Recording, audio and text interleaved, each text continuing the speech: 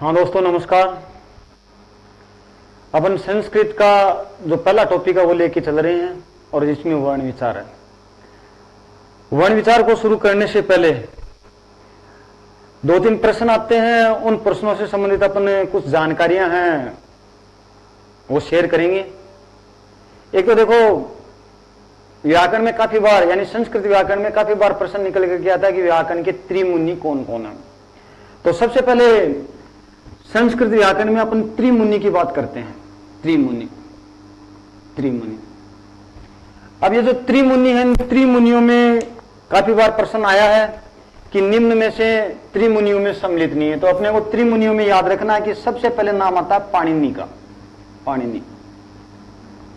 पाणिनि के बाद में दूसरा नाम आता है वो कात्यायन का आता है।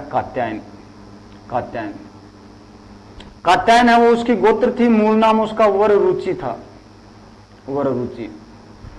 और तीसरा जो नाम आता है वो पतंजलि का आता है, पतंजलि।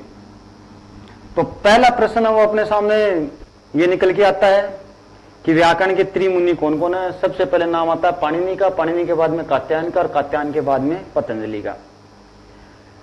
कभी भी इनके जन्म के बारे में नहीं पूछता है, कभी भी जैसे मान लीजिए इनके मूल नाम के बारे में नहीं पूछता है। प्रश्न जो पूछा जाता है वो त्रिमुनि के संबंध में पूछा जाता है कि त्रिमुनियों में निम्न में से सम्मिलित नहीं है।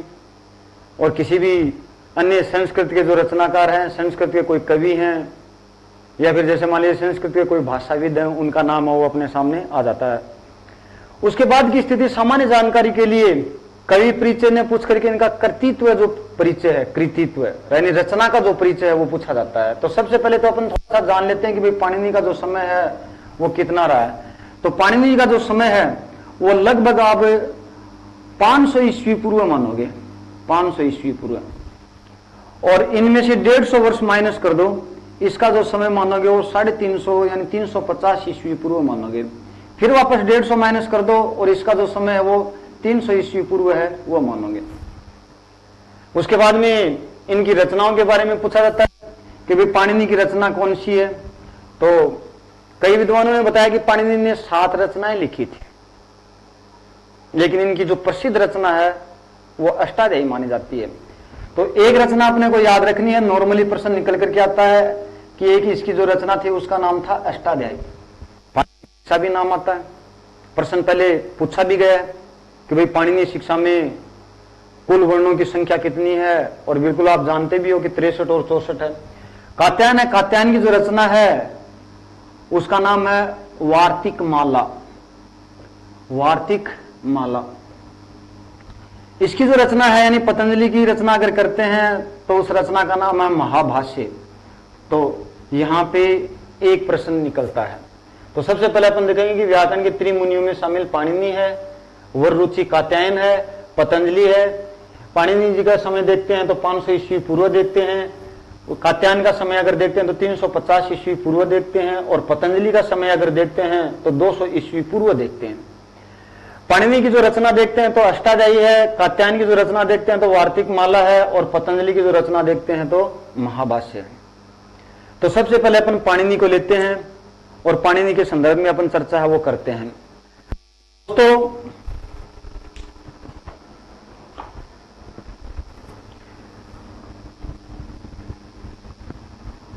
पाणिनि की रचना अष्टाध्यायी है, उसका नाम अष्टाध्यायी क्यों पड़ा? क्योंकि अष्टाध्यायी जो है उसमें 8 अध्याय है, 8 अध्याय यानी इसके सारे जो सूत्र हैं वो 8 अध्यायों में विभक्त है। और 8 अध्यायों में विभक्त होने के कारण इसका नाम क्या हो गया? अष्टाध्यायी हो गया। उसके बाद की स्थिति अगर देखते हैं तो प्रत्येक अध्याय में यानी प्रत्येक अध्याय में 4 चरण हैं, और चरण जो होते हैं वो संस्कृत में पाद कहलाते हैं। तो कह सकते हैं कि प्रत्येक अध्याय में 4 पाद हैं। अब कुल 8 अध्याय हैं और पाद 4 हैं, तो टोटल पाद कितने हो गए? 32 हो गए, 32 हो गए। तो यानी कहने का मतलब कि एक अध्याय में 4 पाद है। और कोई व्यक्ति ये कह दे कि एक अध्याय में से 3 पाद अगर गायब कर दिए जाएं, 3 चरण अगर गायब कर दिए जाएं तो कितना बचता? तो आप कहोगे पाव बचता है। और पाव जो बचता है उसको संस्कृत में सपाद कहते हैं, मतलब 1/4 पाव। पाव जो बचता है उसको संस्कृत में सपाद कहते हैं। क्योंकि अष्टाध्यायी का दूसरा नाम भी काफी बार एग्जाम में आता है। कई बार तो जैसे शब्दानुशासन शब्द वो भी पूछा हुआ है कि व्याकरण का अन्य नाम क्या, शब्दानुशासन है। कई बार जैसे ये भी पूछ लिया जाता है कि अष्टाध्यायी का अन्य नाम क्या है, वही शब्दानुशासन है। लेकिन थोड़ा सा अपन इसको जानने से पहले ये जानेंगे कि संस्कृत जो व्याकरण है उस व्याकरण को पढ़ने के लिए अपन 2 व्याकरण काम में लेते हैं। एक व्याकरण आती है वैदिक व्याकरण और एक व्याकरण आती है लौकिक व्याकरण।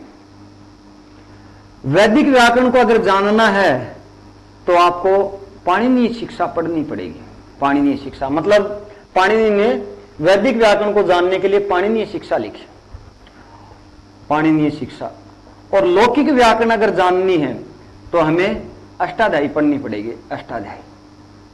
अष्टाध्यायी। अब जैसे आप लोगों के दिमाग से ये स्थिति क्लियर हो जानी चाहिए कि अष्टाध्यायी एक अलग रचना और पाणिनीय शिक्षा वो एक अलग रचना है। क्योंकि विद्वानों ने कहा कि पाणिनि ने कुल 7 रचनाओं लिखी थी। 7 रचनाओं में जो महत्वपूर्ण रचना थी वो अष्टाध्यायी थी। और अष्टाध्यायी में सारे सूत्र हैं और सूत्र भी अपन चर्चा करेंगे कि भाई कितने सूत्र हैं कितने नहीं। लेकिन उससे पहले यह जानना जरूरी है कि पाणिनीय शिक्षा का जहां पर भी नाम आता है वहां वैदिक व्याकरण का नाम आता है। अष्टाध्यायी का जहां पर भी नाम आता है वहां लौकिक व्याकरण का नाम आता है। उसके बाद की स्थिति अपन देखते हैं कि भाई पाणिनि है, उसकी माता का क्या नाम था, कहां उनका जन्म हुआ था। तो इनकी जो माता है उस माता का नाम दाक्षी था, दाक्षी।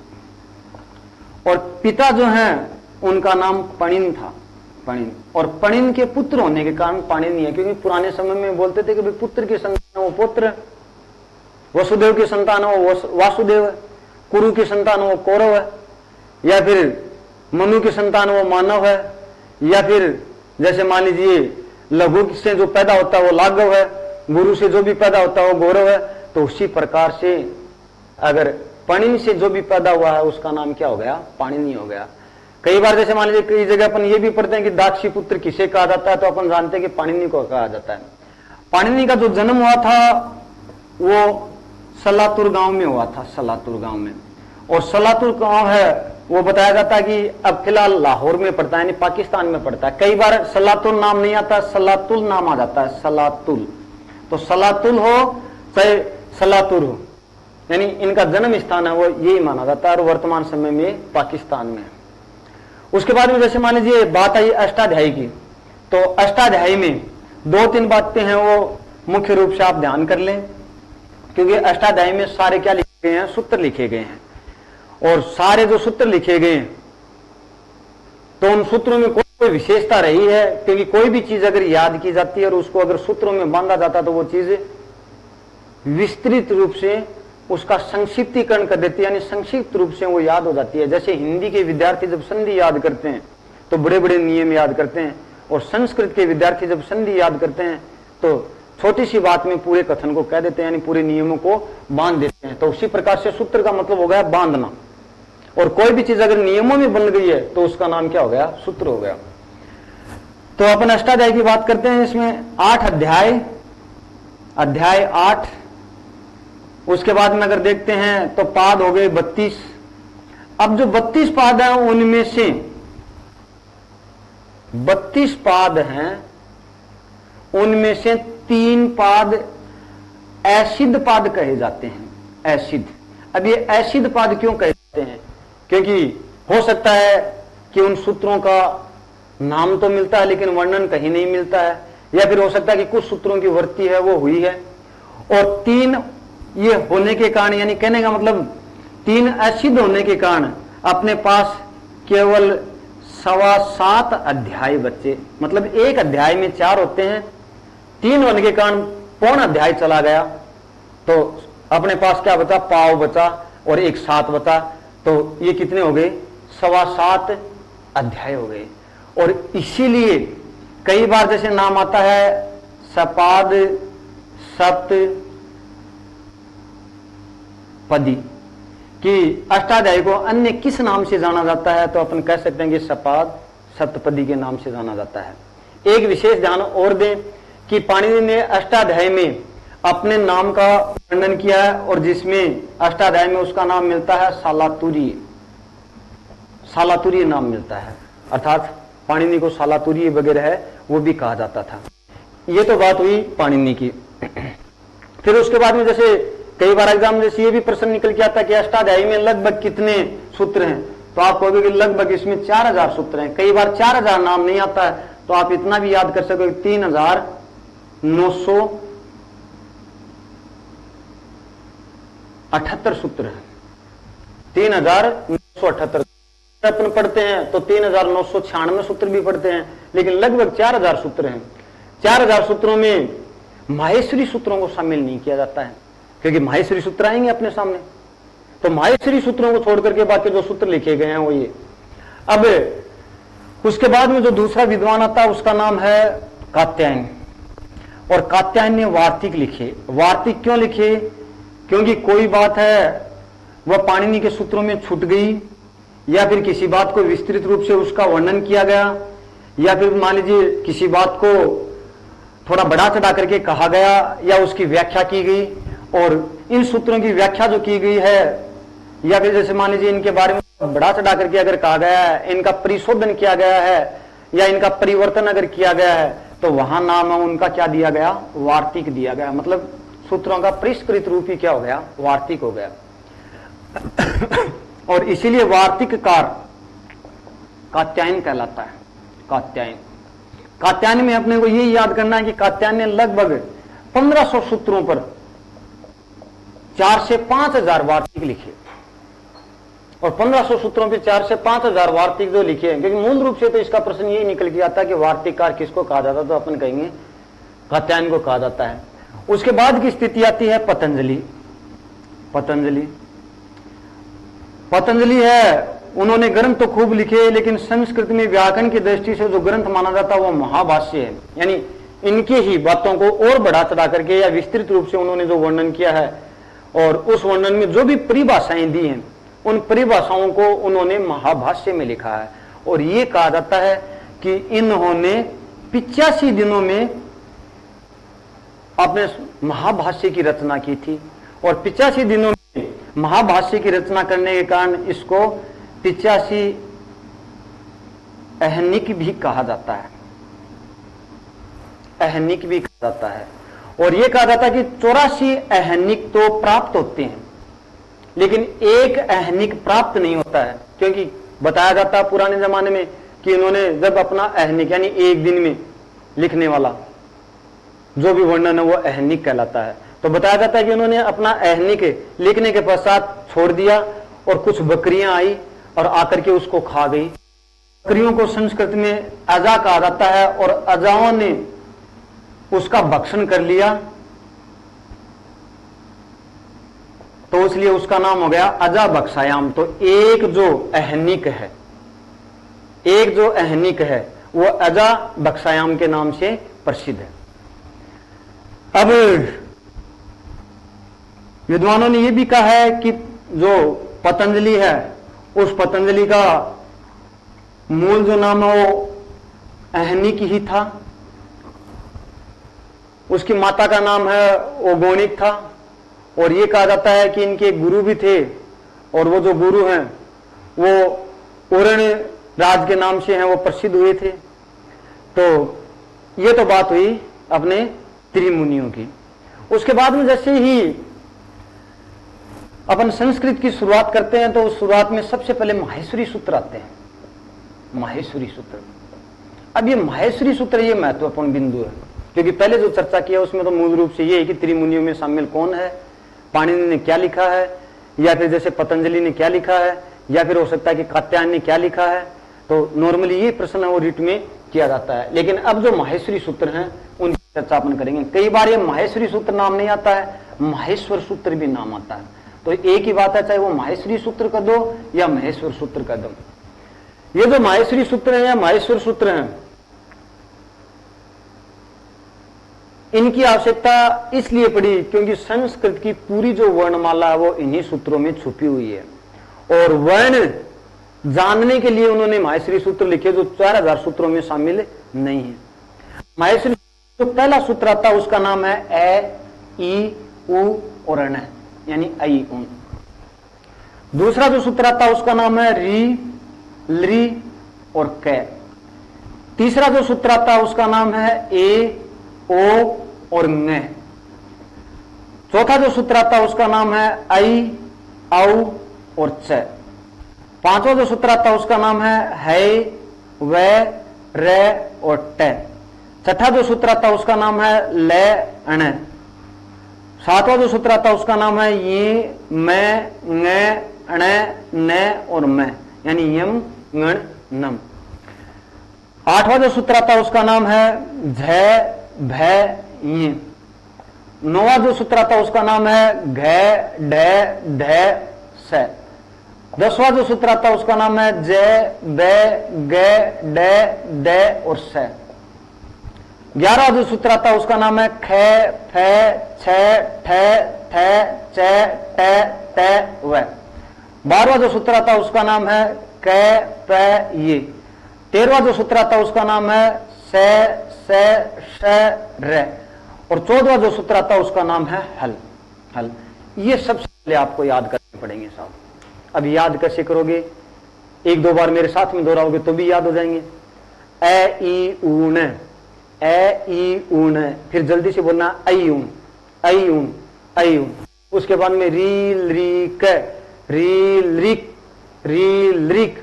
उसके बाद में ए, ओ, ङ, ए, ओ, ङ। उसके बाद में आएगा आई, औ, च, आई, औ, च, आई, औ, च, औ है ये। आई, औ, च, आई, औ, च। उसके बाद में आएगा है वरट, है वरट, है वरट। उसके बाद में आएगा लण, लण। उसके बाद में आएगा यम, गण, नम, यम, गण, नम, यम, गण, नम, यम, गण, नम। उसके बाद में आएगा झभे, झभे के बाद में आएगा घटदस, घटदस के बाद में आएगा जब, गड, दस, झभे, घटदस, जब, गड़दस। ख, फ, छ, ठ, थ, ख, फ, छ, ठ, थ, चटतौ, कपे, स, र। और लास्ट में आ जाएगा हल। अब देखो साथियों, जो भी अपन ने देखा उसमें किसी के नीचे हलंत नहीं लेगा, केवल अंतिम वर्ण को छोड़ करके। अब इनकी आवश्यकता क्यों पड़ी? इनकी आवश्यकता पड़ी प्रत्याहार बनाने के लिए। और प्रत्याहार क्या है? एक वर्णों का समूह है कि कहां कौन से वर्ण चाहिए। तो आप ये कह सकते हो कि वर्णों का जो समूह है वो प्रत्याहार है, या वर्णों का जो संक्षिप्त रूप है वही क्या है? प्रत्याहार है। कई बार एग्जाम में मोस्ट है, कई बार एग्जाम में प्रश्न आता है कि प्रत्याहार विधायक सूत्र कौन सा है? तो आप कहोगे कि आदि रंतेन संहिता, आदि रंतेन संहिता। अब की बार पूछा जा सकता है प्रत्याहार विधायक सूत्र आदि रंतेन संहिता। आदि ही यानी आदि का वर्ण, अंतेन यानी अंतिम वर्ण, इता यानी इत संज्ञक, स के साथ जो वर्ण आते हैं उन्हें ही क्या कहा जाता है? प्रत्याहार कहा जाता है। और प्रत्याहार बनाने के लिए विशेष तौर से ध्यान रहे कि अंतिम वर्ण से पहले और प्रारंभिक वर्ण से लेकर, अर्थात प्रारंभिक वर्ण से लेकर अंतिम वर्ण के पहले तक जितने भी जो वर्ण आते हैं उसी को क्या कहा जाता है? प्रत्याहार कहा जाता है। जो पहली बार संस्कृत पढ़ रहे हैं, यानी कहने का मतलब कंपटीशन के आधार पे, वो लोग इतना ही ध्यान रखें कि अपने सामने दो वर्ण आएंगे। और दो वर्ण कैसे आएंगे? कि पहला वर्ण तो इन सूत्रों में कहीं से भी आ सकता है, अंतिम नहीं होगा। कि जैसे मान लीजिए मैंने ये कहा कि आपके सामने ए आया और क आया, तो ये दो वर्ण अपने सामने आए, तो इसका मतलब ये एक प्रत्याहार है। अब जैसे अपने सामने ये दो वर्ण आए तो आप शुरुआत ऐसे करोगे, जाओगे क तक। अब यहां से शुरुआत की, अक बनाया, अक एक प्रत्याहार बनाया, यानी वर्णों का समूह बना रहे। सीधा दिमाग में यही बिठा लो कि प्रत्याहार का मतलब है वर्णों का समूह या वर्णों का संक्षिप्त रूप। अब वर्णों का जो संक्षिप्त रूप होता है इसका मतलब कि ऐसे लेकर के क तक का संक्षिप्त रूप है वो अक कहलाता है। और ये अक क्या हो गया? प्रत्याहार हो गया। अब इसको बनाते कैसे हो? ध्यान देना, ऐसे लेकर के क तक। तो ए आया, ई आया, उ आया, हो सकता है अण भी किया, हो सकता है री भी किया, लरी भी किया और क भी किया। यानी कहने का मतलब यहां से लेकर के अपने यहां तक किया। लेकिन पाणिनि ने कहा कि अंतिम वर्ण जो है वो केवल एक उच्चारण के लिए अपन ने काम में लिया अंतिम वर्ण को प्रत्याहार जब बनाते हैं तो शामिल नहीं किया जाता है, यानी अंतिम वर्ण को छोड़ दिया जाता है और बाकी जो भी वर्ण प्रत्येक सूत्र का अंतिम वर्ण है वो छोड़ दिया जाता है। क्यों छोड़ दिया जाता है देखेंगे अभी। तो अक प्रत्याहार अगर बनाओगे तो अंतिम वर्ण शामिल नहीं करना, तो ए आ जाएगा, ई आ जाएगा, ओ आ जाएगा, री आ जाएगा और ली आ जाएगा, यानी 5 वर्ण अक में आ जाएंगे। इसी प्रकार से जैसे मान लीजिए किसी ने कहा कि एच प्रत्याहार बनाओ, अब एच प्रत्याहार आपने बनाया तो ए से लेकर के च तक गई, तो ए भी लिया, ओ भी लिया और ङ भी लिया, उसके बाद में हो सकता है ऐ भी लिया, औ भी लिया और च भी लिया। तो 1-2 बार अभ्यास अगर करोगे तो आराम से कर लोगे। अब देखो अंतिम वर्ण अगर आ गया तो उसको काट दो, ये काट दिया तो अपने सामने 2 वर्ण इधर बचे, 2 वर्ण इधर बचे, यानी कहने का मतलब कि एच में अपने सामने ये वर्ण आ गई। अब आगे की बात कि अष्टाध्यायी में प्रत्याहारों की संख्या कितनी है, यह प्रश्न भी एग्जाम में निकाल सकता है। तो अष्टाध्यायी में जो प्रत्याहार है उनकी संख्या 42, लेकिन भट्टोजी दीक्षित की जो सिद्धांत कौमुदी है उसमें प्रत्याहारों की संख्या वो 44 है, क्योंकि 2 जो प्रत्याहार हैं वो बाद में विकसित हुए थे और बाद में जो विकसित हुए थे वो वार्तिकों में बनाए गए थे। वार्तिकों में बनाने के कारण 2 प्रत्याहार और जुड़ गए तो उनकी संख्या कितनी हो गई, 44 हो गई। तो अष्टाध्यायी में प्रत्याहारों की संख्या है वो 42 है। और अगर अपन ये कहें कि भट्टोजी दीक्षित की सिद्धांत कौमुदी जो है उसमें संख्या कितनी है, 44 है। 2 प्रत्याहार किससे लिए गए हैं, वार्तिकों से लिए गए हैं। हाँ, तो अपने 2 प्रत्याहार हैं वो वार्तिकों से लिए गए हैं, तो इस आधार पर प्रत्याहारों की संख्या वो कितनी हो गई, 44 हो गई। उसके बाद की स्थिति अपन देखते हैं कि अंतिम जो वर्ण है उसको शामिल क्यों नहीं किया जाता है, क्योंकि संस्कृत में एक संज्ञा होती है। संज्ञा मतलब कोई नाम दिया जाता, कोई पहचान दी जाती है। पहचान देने के बाद में ही हिंदी या संस्कृत में आगे का कार्य होता है, क्योंकि जब तक पहचान नहीं मिलती है तब तक छात्र भी तो विद्यालय नहीं जाता है। जब तक उसका नाम नहीं निकाला जाता है तब तक समाज में कोई कार्य नहीं होता है। तो इसका मतलब यहां भी पाणिनि ने कहा कि किसी भी वर्ण को अगर पहचान देनी है तो आपको संज्ञा करनी होगी। तो इन्होंने अंतिम वर्ण की एक संज्ञा की, जिस संज्ञा का नाम हुआ इत संज्ञा। और ध्यान रहे, ये दिमाग में बिठा लो, चाहे नए या पुराने जो भी हो, कि जिस वर्ण की इत संज्ञा होती है उसका लोप हो जाता है। और यहां तो संस्कृत में तो हर कार्य सूत्र के द्वारा किया जाता है, तो हलंत्यम अंतिम वर्ण की इत संज्ञा कर देता है और तस्य लोप जो सूत्र है वो अंतिम वर्ण का लोप कर देता है। और लोप किसको कहते हैं ये भी प्रश्न आया हुआ है रीट में। लोप कहते हैं अदर्शन को, अदर्शन। तो अदर्शन को लोप कहा जाता है। संस्कृत में पूछा गया था कि लोप है किम, तो आप कहोगे अदर्शनम लोप है, यानी जो दिखाई नहीं देता उसका लोप हो जाता है। अब जैसे यहां पे वर्ण थे, हैं वर्ण तो, लेकिन ये लुप्त हो गए, दिखाई नहीं दे रहे। जैसे इंसान संसार में आता है और कर्म करके चला जाता है, नाम तो उसका चलता है ना, लेकिन चला तो गया संसार से, यानी उसका लोप हो गया। तो जो दिखाई नहीं देता उसका लोप हो जाता है। तो आप ये याद कर लें कि लोप है किम अदर्शनम लोप है, लोप है किम अदर्शनम लोप है। तो लोप किसका होता है, अंतिम वर्ण का होता है। तो अंतिम वर्ण का सब लोप हो गया। 14 सूत्र हैं तो 14 वर्णों का लोप होता है, लेकिन एक वर्ण ऐसा है जो 2 बार आया है, यानी अण यहां भी आया है और अण यहां भी आया। तो प्रत्येक अंतिम वर्ण की कौन सी संज्ञा, इत संज्ञा। इत संज्ञा कौन से वर्ण की 2 बार हुई है, अण वर्ण की 2 बार हुई है। लेकिन एक विशेष बात और, कि लय में जो ए है उसकी भी इत संज्ञा होती है। तो हटकर के बात हो गई कि हर वर्ण की एक बार इत संज्ञा हो रही है, अण की 2 बार हो रही है, किसी भी वर्ण की बीच में इत संज्ञा नहीं हुई। लेकिन लय के अंदर ए जो है उसकी कौन सी संज्ञा हो रही है, इत संज्ञा हो रही है। और इत संज्ञा अगर हो रही है तो इसका मतलब ये हट करके बात है। उसके बाद में देखो, जैसे ये 4 सूत्र शुरू के देखते हैं तो इसमें सारे स्वर आते हैं, यानी ए आया, ए के साथ में छुपा हुआ ई आया, ई है, उ साथ में दीर्घ उ है, री के साथ में दीर्घ री है, 2 2 4 2 6 2 8, यानी 8 छुपे हैं। लेकिन पाणिनि ने देखो स्वर है उनकी 9 की चर्चा की है, ए ई उ 3 2 5 2 7 और 2 9। और इसीलिए काफी बार एग्जाम में प्रश्न आता है कि संस्कृत में स्वर होते हैं। तो संस्कृत में स्वर होते हैं जहां 9 11 का अगर आता है तो 9 ही करना है, लेकिन जहां पे 13 का नाम आ जाता है यानी त्रयोदश का नाम आ जाता है वहां त्रयोदश ही करोगे। लेकिन उसने ये कह दिया कि माहेश्वरी सूत्रों में स्वरों की संख्या कितनी होती है, तो आपका उत्तर क्या होना चाहिए, 9 होना चाहिए, यानी 9 को प्राथमिकता पहले देनी है। भाई भी प्रश्न अगर बोनस होगा या दोनों के उत्तर सही माने जाएंगे वो बात अलग है, क्योंकि पहले भी उत्तर माना गया कि भाई संस्कृत में कर्म होता है, ये वर लय भी आया था, ये रलव भी आया था। बात ये दूसरी है कि वो बोनस हो गया था क्योंकि ये रलव भी होता है, लेकिन माहेश्वरी सूत्रों में ये वर लय होता है। तो ये बात अपन ने जान ली कि अंतिम वर्ण की संज्ञा होती है। 4 सूत्र ऐसे हैं जो स्वरों से संबंधित है और बाकी जो बचे हुए 10 सूत्र हैं वो व्यंजनों से संबंधित है। लेकिन एक वर्ण और है जो 2 बार आया। आपने कहा कि सर इसमें 9 बैठे हैं, एक ऐसा भी है जो 2 बार आया है यहां पे भी आया, है यहां पे भी आया। तो किस वर्ण की आवृत्ति हो गई, है वर्ण की आवृत्ति हो गई। अंतिम को नहीं गिनेंगे, आप ये नहीं कहोगे अण की आवृत्ति है, अण तो एक उच्चारण के लिए काम में लिया गया है, एक प्रत्याहार बनाने के लिए काम में लिया गया है, लेकिन है जो है वो पहले आया।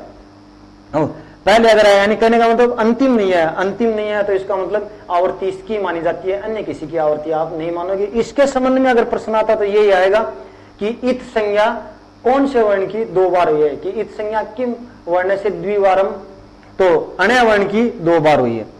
उसके बाद भी जैसे मान लीजिए अपन याद भी अगर करते हैं तो आप इतना याद कर सकते हो कि यहाँ ये रलव की लाइन है, यहाँ लाइन के 5 वर्ण है, यहाँ पे फिर चौथे हैं, चौथे के बाद में फिर तीसरा आ गए, तीसरे के बाद में दूसरे आ गए, दूसरे के बाद में पहले वर्ण आ गए, फिर 6 की लाइन है।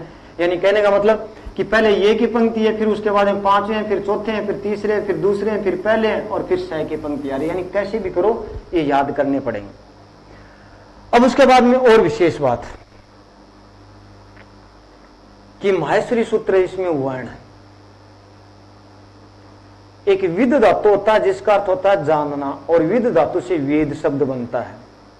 अब वर्णमाला को अगर जानना है तो माहेश्वरी सूत्रों को जानना है, और माहेश्वरी सूत्रों को अगर जानना है तो इसका मतलब अपने को ये 14 सूत्र पढ़ने पड़ेंगे। तो 14 सूत्र अगर पढ़ने पड़ेंगे तो ऐसी स्थिति में इन माहेश्वरी सूत्रों का दूसरा नाम भी होता है।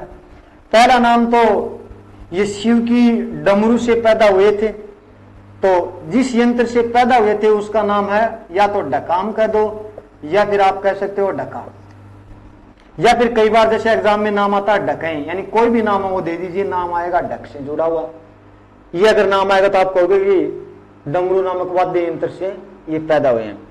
अब डमरू अकेली तो बज नहीं सकती, बजाई तो शिव ने थी, कैसे बजाई थी वो भी अपन चर्चा करेंगे कहानी के माध्यम से।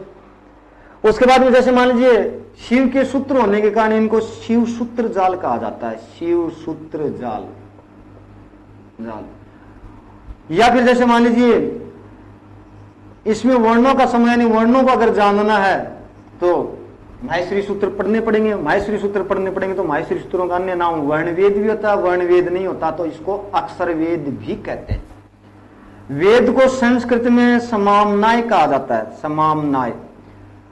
तो कई बार एग्जाम में जैसे प्रश्न ये भी आता है कि वर्ण समामनाय किसको कहा जाता है, तो भी कहोगे माहेश्वरी सूत्रों को। अगर वो कह दे कि अक्षर समामनाय किसे कहा जाता है तो भी किसको कहोगे, माहेश्वरी सूत्रों को कहोगे। तो इन माहेश्वरी सूत्रों की आवश्यकता इसलिए पड़ेगी क्योंकि कोई भी संधि पढ़ोगे माहेश्वरी सूत्र काम में आएंगे, या फिर जैसे किसी भी अगर प्रत्यय का वर्णन पढ़ोगे तो भी माहेश्वरी सूत्र काम में आएंगे। और भी जैसे कई ऐसी स्थितियां हैं जिसमें आप वर्ण विचार अगर पढ़ोगे तो भी उसमें माहेश्वरी सूत्र वो काम में आएंगे।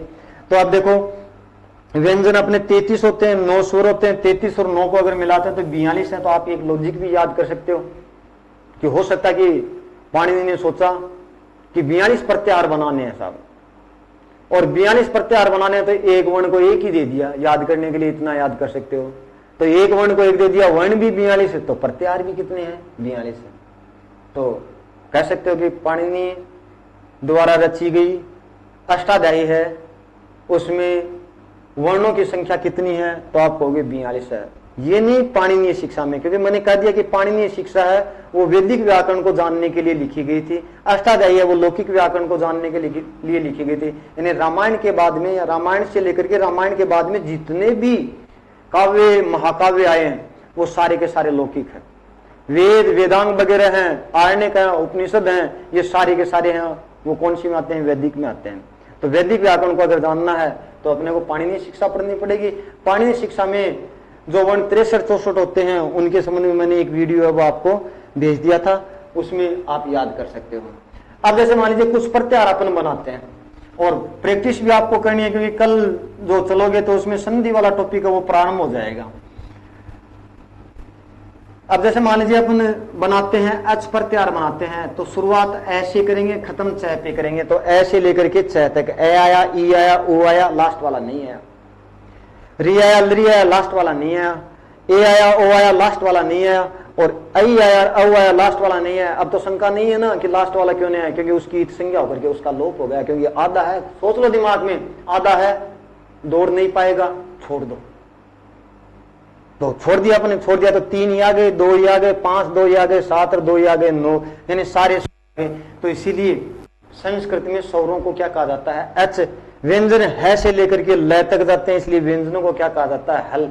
कोई ये कहे कि दूसरे वर्ण कि किसी भी पंक्ति के दूसरे वर्ण, किसी भी पंक्ति के पहले वर्ण और तीनों स किस प्रत्याहार में आते हैं, तो देखो ख से लेकर के शुरुआत अगर करते हैं तो र तक करते हैं, तो यानी खर प्रत्याहार में प्रत्येक पंक्ति का दूसरा वर्ण, पहला वर्ण और तीनों स आते हैं। अब कोई ये कहते कि हस प्रत्याहार बनाना है, तो शुरुआत कहां से करोगे, है से शुरुआत करोगे, जाओगे कहां तक, स तक जाओगे, तो हस में क्या आ गया, ये लव आ गया, लाइन के 5 वर्ण आ गए, लाइन के चौथे वर्ण आ गए, पंक्ति के तीसरे वर्ण आ गए, तो इसका मतलब ये लव है। तो कह सकते हो ना कि घोष वर्ण वो होते हैं जो कौन से प्रत्याहार में आते हैं, हस प्रत्याहार में आते हैं। अघोष वर्ण वो होते हैं जो कौन से प्रत्याहार में आते हैं, खर प्रत्याहार में। एच वो होते हैं जो स्वर होते हैं, हल वो होते हैं जो व्यंजन होते हैं। तो आज के लिए इतना ही, धन्यवाद।